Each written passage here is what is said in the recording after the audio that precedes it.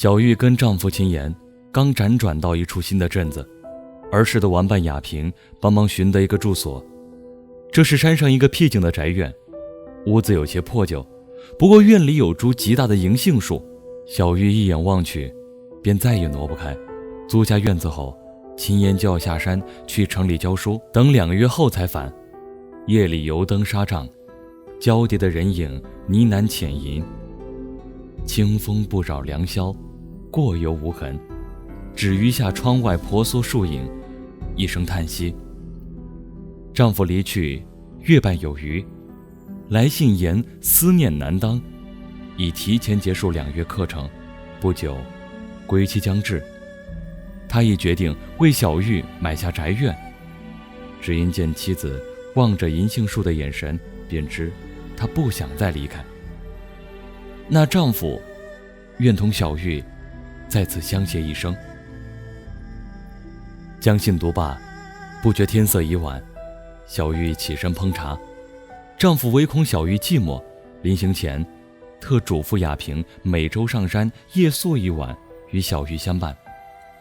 待烹好茶，点上油灯，小玉在石桌前坐下，然茶凉，雅萍仍未至。小玉转身进屋续茶，时钟敲响6点半，窗外忽然多出个人影，只是隐在银杏树下，看不清。小玉只当是雅萍顽皮，便笑道：“让他快出来。”人影向前一步，赫然是个身形高大的可以跑男子。小玉惊呼，持刀而立。那人倏地退去，隐在树影里，似乎并无恶意。小玉镇静下来，说：“我煮茶待人，既路过，何妨坐下喝一杯。”男子走出树下，竟是一位僧人。他来到灯前坐下，问：“你在等人？”小玉答道：“在等雅萍，她一向不大准时。”僧人稍显落寞，垂下眼眸，他也在等人，就在这棵银杏树下，如今已有50载。闻言，小玉并不惊诧，而是叹道：“怪不得当初说要租下院子，管事的长伯神色怪异，他急切地想让小玉跟丈夫将宅院买下，因为以往来租房的人都住不长久，想必是僧人这位不速之客的缘故了。听闻这里50年前是一座寺庙，有2兄弟在此发生火并，后来双方人马都死了，寺庙也被一把大火烧毁，唯有这棵银杏完好无损。”僧人纠正道：“不是亲兄弟火并，而是他们跟另一帮派火并，而他就是那个弟弟。当年哥哥在此地附近山头安营扎寨，另一帮派前来寻仇，寻不到哥哥，就将他们父母杀害。哥哥蛰伏2年，等到队伍壮大，时机成熟时，便下山寻仇。”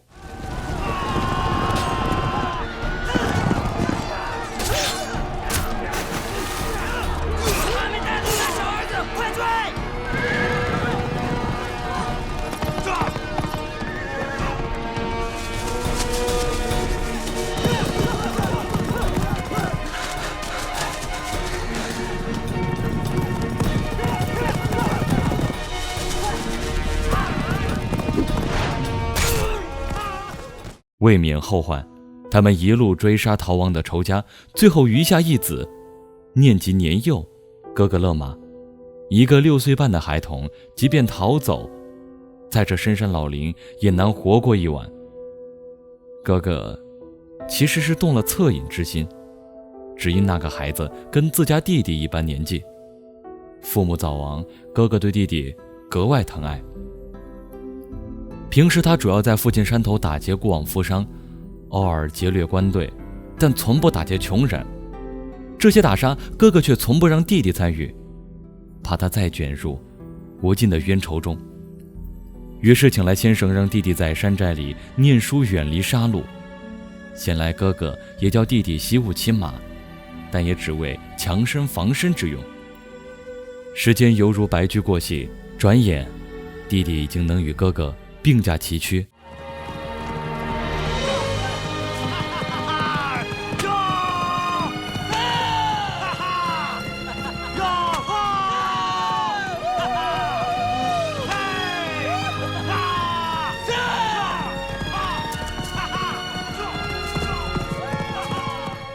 自上次寻仇过后，为以防不测，哥哥鲜少下山，但他有个不变的习惯，每年3月初3都要去到山下镇子赏花买醉，5夜过后方归。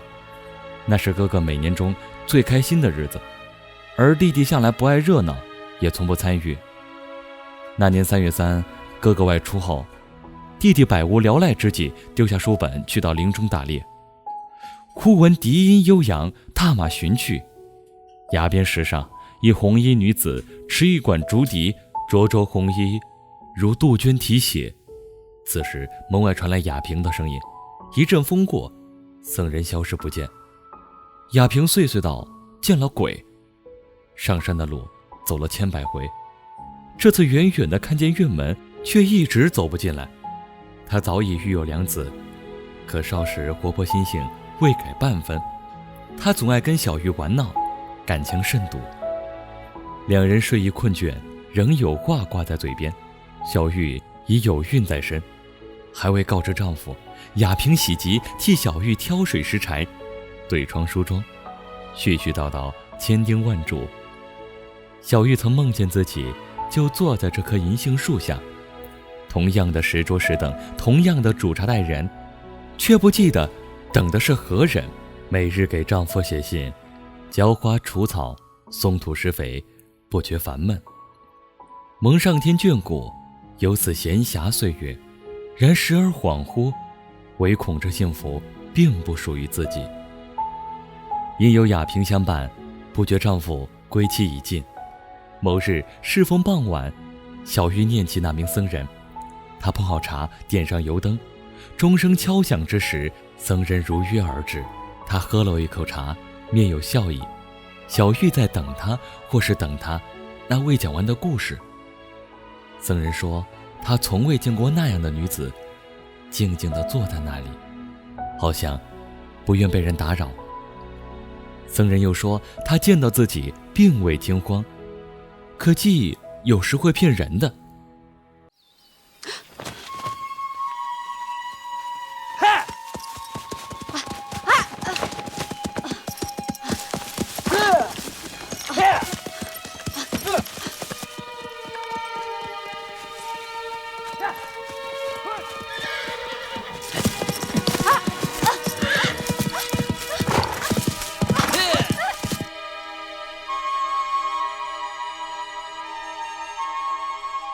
他是将女子强行掳了回去，到底从哥哥那儿沾染了一股匪气，或只是少年义气罢了。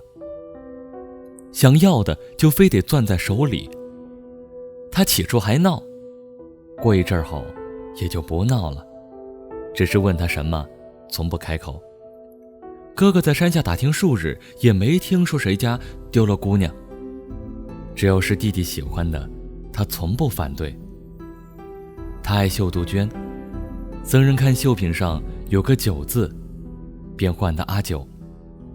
阿九要出门，僧人从不拦着，只是默默跟在身后，或是在一旁呆呆望着。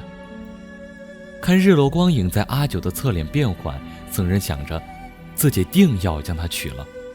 他是那样的年少轻狂，他不怕阿九恨他，认为只要自己努力付出一颗真心，来日方长，阿九总会爱上他的。小玉说，你将他那样掳来，阿九想是不愿意的。僧人看了看他，有些难过的承认。小玉又说，有些东西譬如爱情，勉强不得，好比丈夫爱她，她却从未强求。僧人淡淡笑着，低下头。是啊，可那时的他什么也不懂，他执意地娶了阿九。有时你不想要的，他人却是求也求不来。寨里的丫头小兰给阿九梳妆，他一直悄悄喜欢着的人啊，终是娶了别的女子。他只是告诉阿九好好待僧人，而他也会一直好好待阿九。洞房花烛，阿九始终眼神冰冷，却没有反抗。次日清晨，阿九醒来，看见满屋子的杜鹃花，而没有杜鹃花的日子里，僧人就让寨子里的人将绢布都染红，然后扎成杜鹃花束，插在阿九房间。阿九依然绣花，他就默默坐在一旁，直到他开口同自己讲了第一句话：茶凉了，我再去给你续上吧。那瞬间像是满山的杜鹃都盛放开来。僧人看到了希望，也许努力真的会有回报。他兴奋得彻夜难眠，不曾想这句茶凉了之后成了他的梦魇。黄昏日落，柔柔的光影投在阿九干净的面庞。僧人为阿九作画，可他只看了一眼便瞥向一旁。茶凉了，我再去给你续上吧。阿九惊寨后再不闻笛音，僧人替他取来竹笛，宛如青涩无措的少年郎，向他讨要一曲。然一曲未罢，仍是那句：茶凉了，我再去给你续上吧。所有的热情只换来一记冰冷的眼神。僧人仍不肯放弃。某日，哥哥劫来一匹白马驹作为战利品，他直觉阿九一定喜欢。他一把拉过若有所思的阿九，带着他一路驰骋，想着就这样同他仗马天涯。那是僧人最开心的一天。可他没有发现，怀里的阿九也露出了笑容。他看到的阿九总是流着泪。一夜温存过后，阿九恢复了往昔的无言抗拒，僧人的希望被粉碎。为什么？你为什么要这样？你就这么恨我？难道我所做的一切都不能弥补我的过错吗？可我分明能感受到昨晚你对我的反应，你有反应，你对我不是没有感觉，是不是？是不是啊？如果你真的恨我，恨透了我，你现在就把我杀了，咱们一了百了。杀了我！现在杀了我！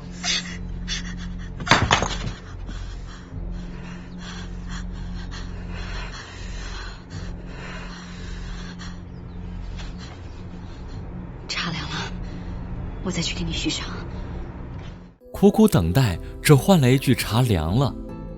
僧人再也无法忍受，他策马狂奔出了寨子，途经一处寺庙，里面传出阵阵钟声。真心换真情，也许人世间根本没有这样的事。既然不懂红尘，那就离得远远的吧。就在那时，僧人才成为了僧人，而只要是弟弟喜欢的，哥哥从不阻拦。不过他说，莫说你是当了和尚，哪怕是以后做了鬼，也还是我的弟弟。因为就算到了阴间，哥哥也要确保弟弟是过得好的。哥哥每隔段时间就来看他。某天，阿九也来了，他仍旧不说话。僧人将大门在他眼前关上，可他不走。不仅不走，还将不远处废弃的小茅屋收拾出来住下，之后每日给僧人送去茶饭。僧人一口没动，直到上面落满银杏叶。阿九每日都来，每日他们都在树下擦肩而过。直到某个傍晚，僧人将阿九手里的茶碗摔碎，他默不作声，溅得满手鲜血。僧人有些动容，他撕下僧袍给他包扎，像以往那样拭去他落满脸颊的泪。之后，僧人不再拒绝阿九的茶饭。他看书的时候，阿九坐在一旁刺绣。尽管他仍是不大说话，僧人却第一次看见了阿九的笑容。无言的日子，平淡却莫名的幸福。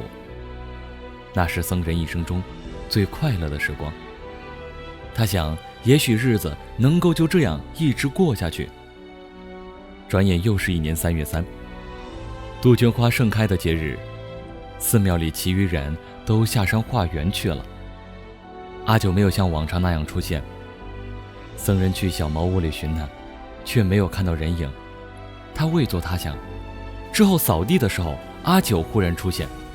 他问僧人跟不跟他走。一时间僧人不知如何回答，只因有些太过突然。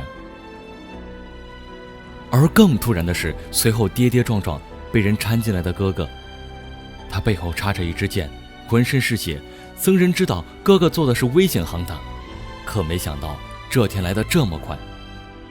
哥哥遭到了埋伏，下山的路径一向隐秘，只有僧人跟哥哥身边的亲信知晓。是谁出卖了他呢？僧人倒出整瓶上好的白药，也无法止住鲜血喷涌。他惊慌失措，哭得像个孩子，喊着是要与那人不共戴天。哥哥却说，这与你不相干的。他的弟弟那么干净，双手该用来写字作画。他紧紧握住弟弟，眼睛却看向一旁的阿九。他用尽最后的力气，让阿九答应自己，要让他的弟弟活着出去。大哥，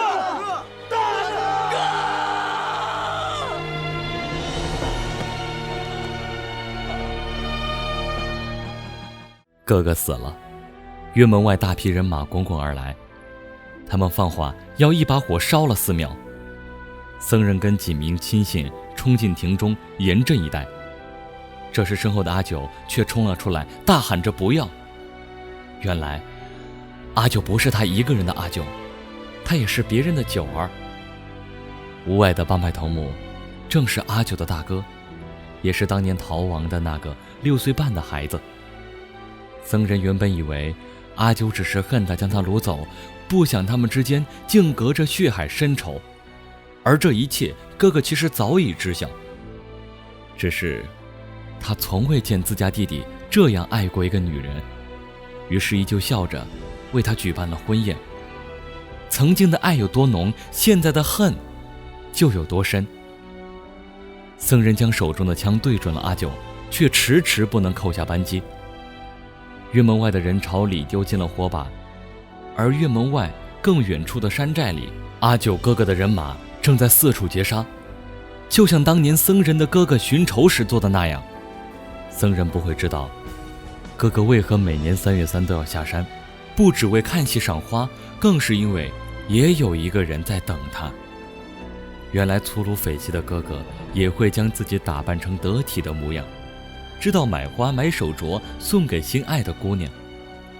之后他将那姑娘带进了山寨，还有了孩子。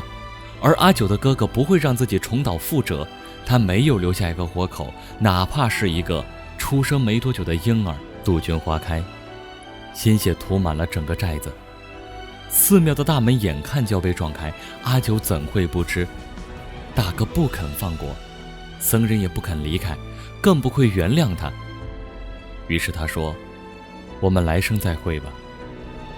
来生我会等你。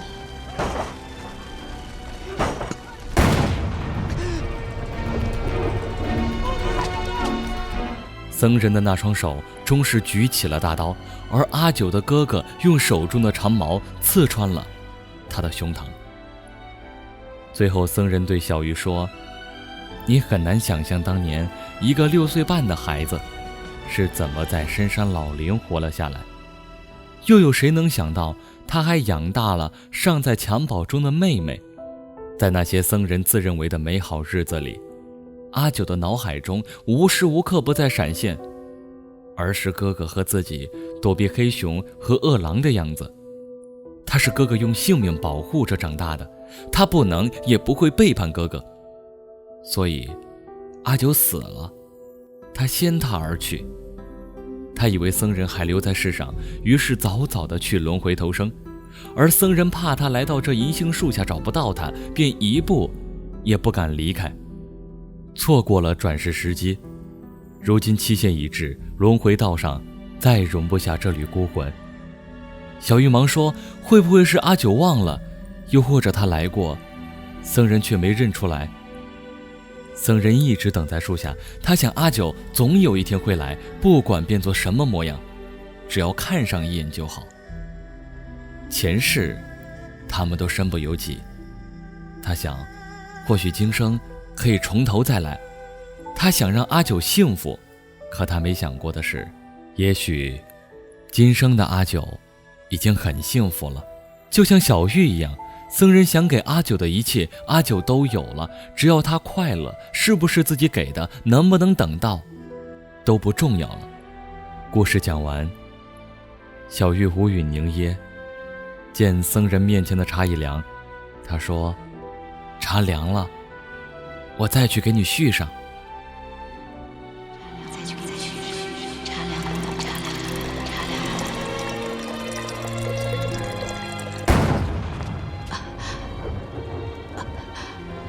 来生，你若不认得我就说你的茶凉了，我再去给你续上，你便知那人是我。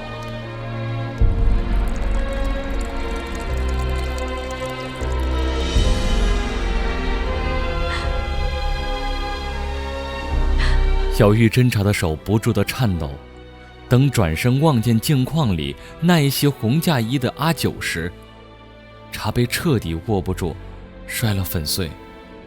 他奔去银杏树底下，喊着僧人的名字，却再也见不到任何踪影。他们一个等不来今世，一个候不到来生。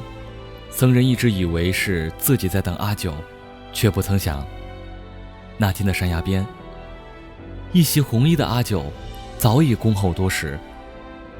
年轻的僧人不懂阿九的恨，也不懂阿九的爱，尽管是一场精心设计的阴谋，而阿九却丢失了自己的心。究竟是什么时候呢？是新婚那天满屋的杜鹃花，是他捧着鲜艳绢布朝自己款款走来的模样，是他铺陈纸笔流连在自己身上的缱绻目光，还是那个带他策马林中的恣意少年郎，亦或是最初的时候山崖边上那一眼万年的回眸。我们又都曾为谁驻足，为谁等待？像阿明、阿九，还是像小兰、雅萍？一场爱里，有时一人等待，两人相守，三人游。记忆会骗人，而僧人会说谎。所爱之人的幸福，是不是自己给的，真的不重要吗？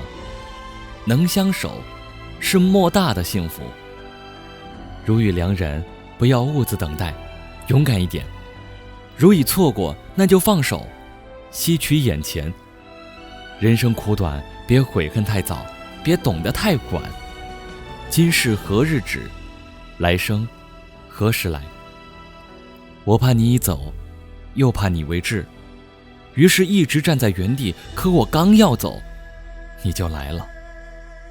往事已作云烟，听风过，树影婆娑，每一声都是我的叹息。